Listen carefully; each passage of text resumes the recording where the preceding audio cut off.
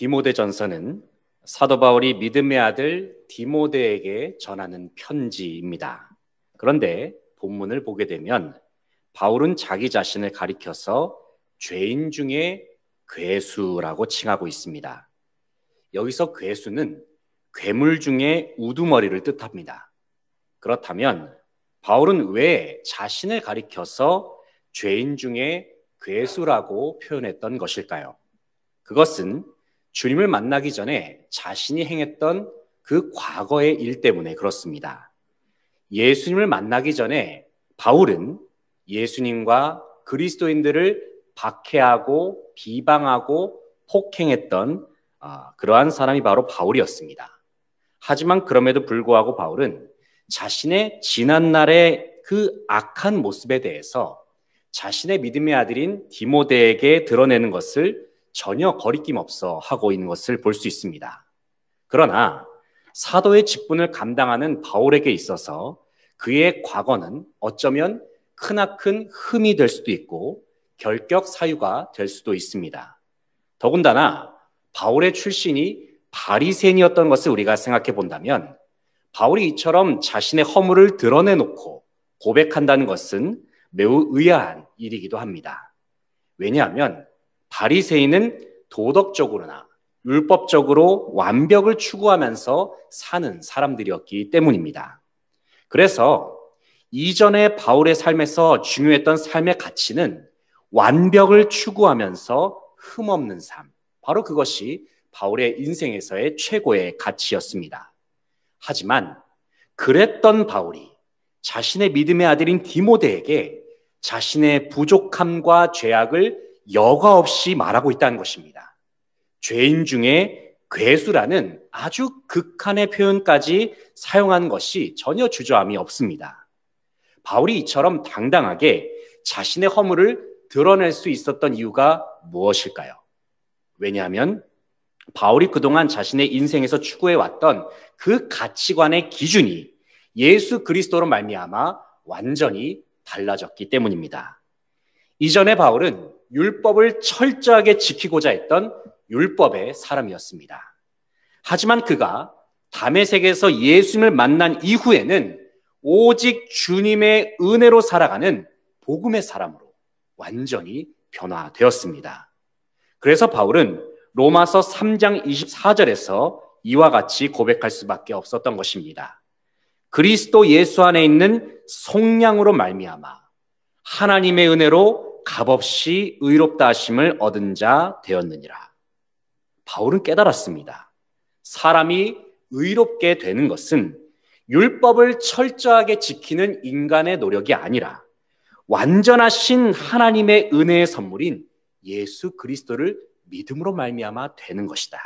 그는 깨달았습니다.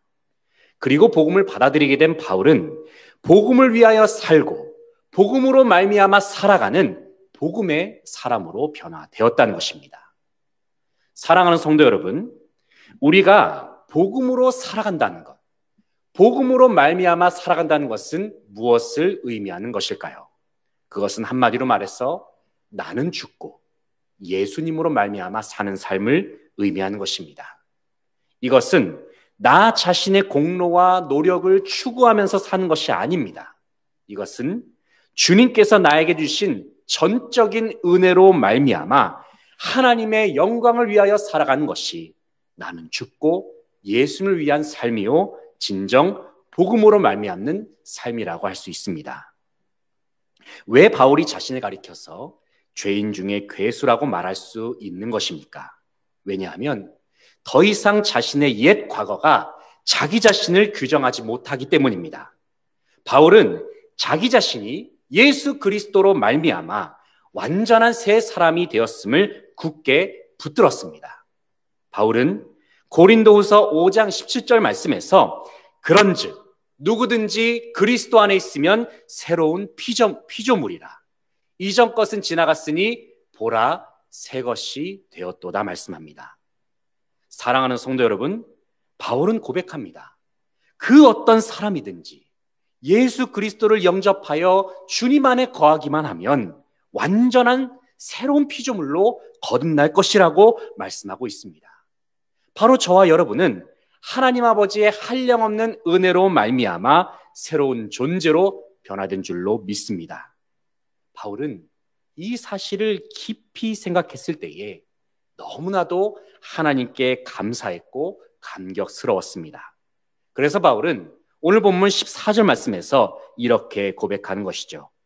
우리 주의 은혜가 그리스도 예수 안에 있는 믿음과 사랑과 함께 넘치도록 풍성하였도다. 주님의 사랑이 너무나도 풍성한 거예요. 차고 넘치는 겁니다. 그래서 바울은 이렇게 고백하는 것이죠.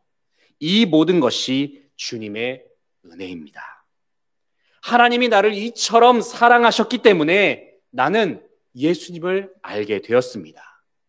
복음을 듣고 믿음으로 말미암아 하나님께서 나에게 구원을 선물로 주셨습니다. 하나님 아버지 참으로 감사합니다. 바울은 이렇게 고백할 수밖에 없었던 것입니다. 사랑하는 성도 여러분, 우리가 받은 구원은 하나님께서 우리에게 거저 주신 선물입니다. 하지만 동시에 우리의 구원은 결코 그냥 이루어진 것이 아닙니다. 그만큼 하나님 아버지께서 우리를 극진히도 사랑하셨기 때문에 우리를 구속하셔서 하나님의 자녀로 삼아주신 것이죠. 그러므로 우리는 하나님의 사람입니다. 우리는 하나님 나라의 백성입니다. 이제 우리의 존재는 하나님께 속한 자로서 완전히 변화되었습니다. 그렇기 때문에 우리의 삶의 가치는 더 이상 세상에 있지 아니하고 하나님 나라에 있습니다. 다시 말해서 우리는 살아도 주를 위하여 살고 죽어도 주를 위하여 죽는 주님을 위하여 살아야 할 귀한 사명이 저와 여러분에게 있다는 사실입니다. 주님께서는 바울을 구원하셔서 그에게 이방인에게 복음을 전할 그러한 사도의 직분을 허락하여 주셨습니다.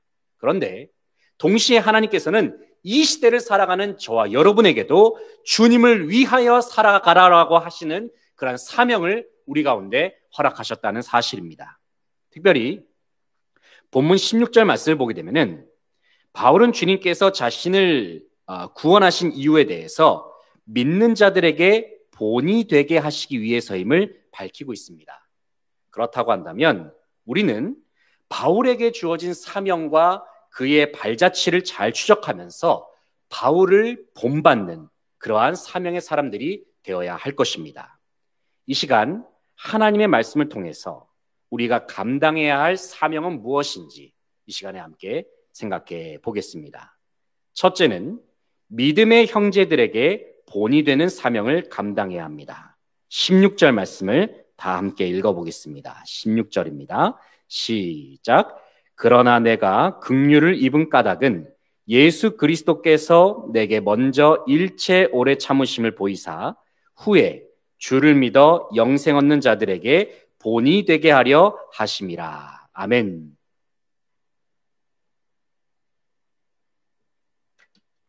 (16절) 말씀을 보게 되면은 바울은 자신이 주님께 긍휼함을 입었던 이유에 대해서 주님께서 자신으로 하여금 모든 그리스도인들에게 본이 되게 하시기 위해서 나를 부르셨다라고 바울은 말씀하고 있습니다. 그렇다고 한다면 모든 그리스도인들이 바울을 통해서 본받아야 할 점은 무엇일까요? 예전에 바울의 삶과 같이 철저하게 율법을 지키는 삶일까요? 철저한 노력으로 완벽을 추구했던 바리새인과 같았던 그러한 삶을 우리가 본받아야 하는 것일까요? 우리가 본받아야 할 것은 그것이 아닙니다. 우리는 다메섹 도상에서 주님 앞에 죄인임을 자각했던 바울의 모습을 본받아야 합니다. 주님과의 만남 이후에 철저하게 깨어지고 무너져 내렸던 그러한 바울의 모습을 우리는 본받아야 할 것입니다. 그리고 한량없는 하나님 아버지의 사랑, 주님의 십자가의 사랑으로 인해서 감격하고 감사하였던 그러한 바울의 모습을 우리는 본받을 수 있어야 합니다. 한량없는 주님의 은혜, 그 은혜가 너무도 크고 놀라워서 바울은 주님의 은혜와 사랑을 세상에 전하지 않고는 견딜 수 없었습니다. 그래서 바울은 그 주님의 은혜를 조금이라도 보답하기 위해서 자신의 일생을 복음을 전하는 일에 바칠 수 있었던 것입니다. 주님의 은혜로 살았던 바울, 주님의 은혜로 감격했던 바울을 본받아서 우리도 한량없는 주님의 사랑을 기억하며 살아도 주를 위해, 죽어도 주를 위해 살아가는 모든 성도들 되시기를 축복합니다. 둘째로, 우리는 믿음의 선한 싸움의 사명을 감당해야 합니다. 18절 말씀을 다 함께 읽어보겠습니다. 18절입니다. 시작. 아들 디모데야, 내가 내게 이 교훈으로서 명하노니 전에 너를 지도한 예언을 따라 그것으로 선한 싸움을 싸우며. 아멘. 여기서 바울은 디모데에게 선한 싸움을 싸울 것을 권면합니다. 그런데 선한 싸움이란 단어는 바울의 인생 전체를 표현할 수 있는 핵심 키워드이기도 합니다. 그래서 바울은 디모데후서 4장 7절에서 순교를 앞둔 시점에서 자신의 지난 날을 돌아보면서 이렇게 고백했던 것입니다. 나는 선한 싸움을 싸우고 나의 달려갈 길을 마치고 믿음을 지켰으니 말씀합니다. 예수님을 증거하는 바울의 삶은 언제나 수많은 대적들의 위협이 도사리고 있었습니다. 유대 종교 지도자들, 우상 숭배자들, 거짓 선지자들, 심지어 로마에게까지도 바울은 많은 공격을 당했었습니다. 때로는 복음을 전하다가 감옥에 갇히기도 했습니다. 매를 맞기도 했습니다. 여러 번의 죽음의 위기를 넘나들기도 했습니다. 하지만 그럼에도 불구하고 바울은 끝까지 주님을 위하여 복음을 전파했으며 주님을 향한 자신의 믿음을 끝까지 지켜냈습니다. 그리고 바울은 디모데의 얼굴을 생각하면서 그의 앞날을 바라보고 있었습니다. 그것은 자신이 겪었던 어려움을 디모데도 겪게 될 것임을 알고 있었기 때문입니다. 하지만 바울은 디모데에게 이렇게 권면합니다. 사랑하는 아들 디모데야, 믿음의 선한 싸움을 싸워야 한다. 바울은 이렇게 격려하고 있는 것입니다. 그런데 여기서 말하는 이 선한 싸움이라는 것은 승패가 불확실한 싸움이 아니었습니다. 이미 영원하신 왕이신 하나님께서 믿는 자들에게 승리를 보장하신 싸움인 것이죠. 사랑하는 성도 여러분, 마귀는 오늘날에도 이 세상 속에서 역사하여 우리의 믿음을 넘어뜨리려 할 것입니다. 더욱 주님을 예배하기 어려운 시대가 올 수도 있고 주님을 바라보기 더욱 힘겨워지는 시대가 우리를 짓누를 수도 있습니다. 하지만 우리는 두려워할 필요가 없습니다.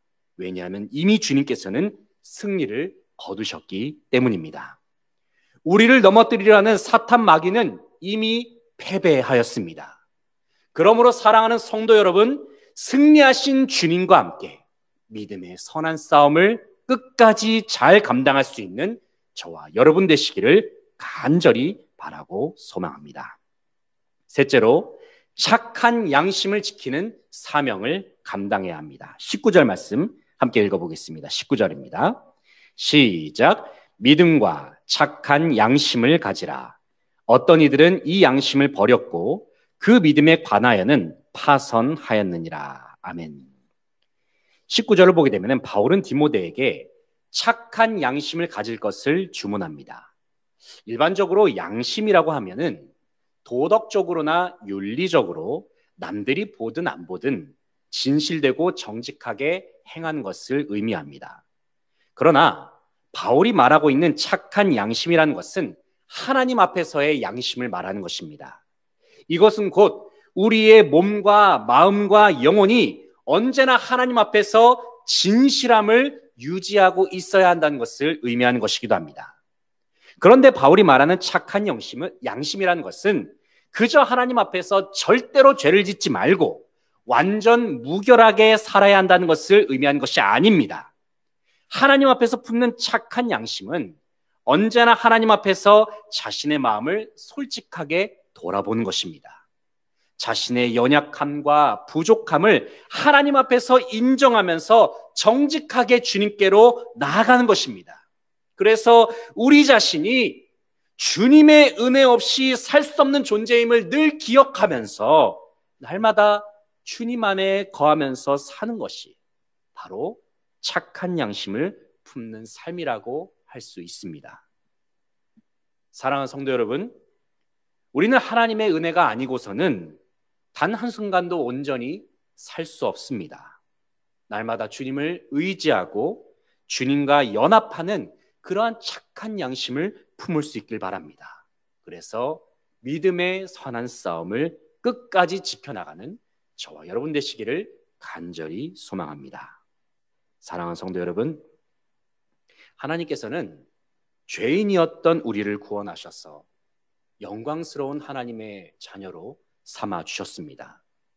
그리고 하나님은 우리의 믿음의 조상인 바울의 입술을 통해서 우리가 감당할 사명을 말씀하십니다. 우리는 그리스도인의 본을 보이는 사명을 감당해야 합니다. 우리는 믿음의 선한 싸움을 싸우는 사명을 감당해야 합니다. 그리고 우리는 착한 양심을 지켜내는 사명을 감당해야 할 줄로 믿습니다. 지금도 우리의 원수 마귀는 우는 사자와 같이 실족한 자들을 집어삼키기 위해서 지금도 어슬렁거리고 있습니다. 때로는 우리의 믿음이 많은 위협을 당할 수도 있습니다. 때로는 주저앉을 때도 있고 지쳐 넘어져 쓰러질 때도 있습니다. 하지만 두려워하지 마십시오. 주님이 우리와 함께 하시고 우리의 손을 붙들고 계십니다.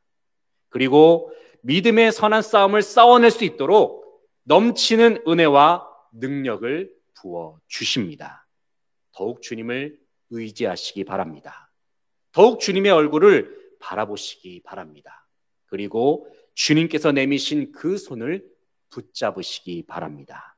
그리하여 바울이 걸어갔던 믿음의 선한 싸움을 잘 치러내어서 주님께서 예비하신 승리의 면류관을 우리의 머리에 받아 쓸 수 있는 모든 성도들 되시기를 간절히 바라고 소망합니다. 기도하겠습니다. 하나님 아버지, 감사드립니다. 주님의 한량없는 은혜와 사랑을 기억합니다. 죄로 인해 죽을 수밖에 없었고 언제나 넘어지고 지쳐 쓰러지는 우리 자신을 주님께서 붙들어 주시고 넘치는 사랑으로 우리를 구원하셔서 하나님의 자녀로 삼아주시니 감사드립니다. 이 시간 바울의 입술을 통해서 전해진 하나님의 말씀을 통해서 우리가 이 시대에 어떠한 사명을 감당하면서 살아야 할지 함께 생각해보는 시간을 가졌습니다. 그리스도인의 본을 보이는 사명을 감당케 하시고 믿음의 선한 싸움을 끝까지 감당하는 저희 모두가 되게 하시고 우리의 착한 양심과 믿음을 지켜내는, 그래서 주님 다시 오시는 그날에 우리가 주님 앞에 우리가 당당하게 서서 주님께 칭찬받고 주님의 위로와 주님의 넘치는 격려의 말씀을 우리가 다 함께 들을 수 있는 저희 모두가 되게 하여 주시옵소서. 믿음의 선한 싸움을 잘 치러내어서 주님께서 예비하신 승리의 면류관을 다 받았을 수 있는 모든 수지강성의 성도들 되게 하여 주시옵소서. 감사드리며 예수님의 이름으로 기도드립니다. 아멘.